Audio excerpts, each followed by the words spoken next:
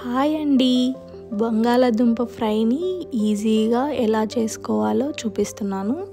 ఇది మనం పప్పుచారులోకైనా సైడ్ డిష్లోకైనా ఈజీగా మనం తీసుకోవచ్చు. ఇందుకోసం మనం ముందుగా ఒక 1/2 kg బంగాళాదుంపలు తీసుకొని దాన్ని నీట్గా తొక్కు తీసి మనం ఉప్పు వేసిన నీళ్ళలో ఈ బంగాళాదుంప ముక్కల్ని వేసుకోవాలి.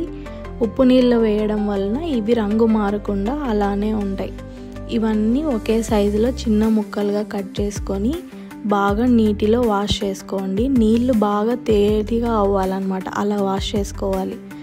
అలా వాష్ చేసుకున్న బంగాళాదుంపల్ని మనం బాగా నీళ్ళన్నీ డ్రైన్ అవుట్ చేసిన తర్వాత ఒక మందపాటి ప్యాన్ తీసుకొని ఆ ప్యాన్లో 1 టేబుల్ స్పూన్ ఆయిల్ వేసుకొని అందులో మనం ముందుగానే బంగాళాదుంపల్ని కట్ చేసుకున్నాం కదా, అవన్నీ వేసుకొని లిడ్ పెట్టుకొని బాగా ఫ్రై చేసుకున్నాలి. తర్వాత ఇందులో సీక్రెట్ అయిన మన పౌడర్ని ప్రిపేర్ చేసుకుందాం.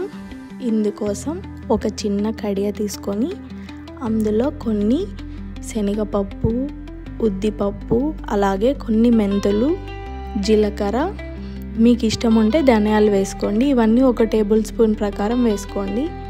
ఇవి కొంచెం దోరగా ఫ్రై అయిన తర్వాత మీ కారం తగ్గట్టు ఎండుమిరపకాయలు వేసుకోండి.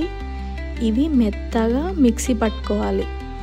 లేదంటే మీ దగ్గరలో ఏదైనా మిషన్ ఉంటే అక్కడ కూడా మీరు వేయించుకోవచ్చు. ఇలా మనం మధ్య మధ్యలో మూత తీస్తూ బాగా ఫ్రై చేయాలన్నమాట. ఎలా ఫ్రై చేయాలంటే మనం గరిటెతో ఇలా అంటే ముక్క మెత్తగా మెదిపోవాలి. అలా ఫ్రై చేసిన తర్వాత ఇందులో 1/2 టేబుల్ స్పూన్ పసుపు, మీకు తగినంత ఉప్పు, మీకు రుచికి సరిపడినంత కారం చూసుకొని వేసుకోండి. మనం ముందుగానే ఆల్రెడీ వేసుకున్నాం కాబట్టి. తర్వాత మనం ముందుగానే మెత్తగా ఫ్రై చేసుకొని గ్రైండ్ చేసుకొని పెట్టుకున్నాం కదా, ఈ పౌడర్ని మీరు వేసుకోండి. ఈ పౌడర్ వేసుకోవడం వల్ల మనం ఇది ఓన్లీ వైట్ రైస్తో తిన్నా కూడా మనం ఈజీగా కలుపుకునేలాగా వస్తుందన్నమాట.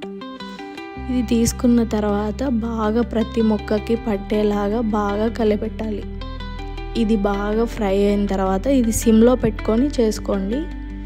అంతే, మనం వేడిగా రసమన్నంతో కానీ, పప్పులో సైడ్ డిష్ కానీ, లేకపోతే వైట్ రైస్తో కలుపుకొని తింటే చాలా బాగుంటుందండి. ఒక్కసారి మీరు కూడా ట్రై చేసి మీకు ఎలా వచ్చిందో నాకు కామెంట్ చేసి చెప్పండి. ఈ వీడియో కనుక నచ్చితే please like, share and subscribe to my channel. Thank you for watching.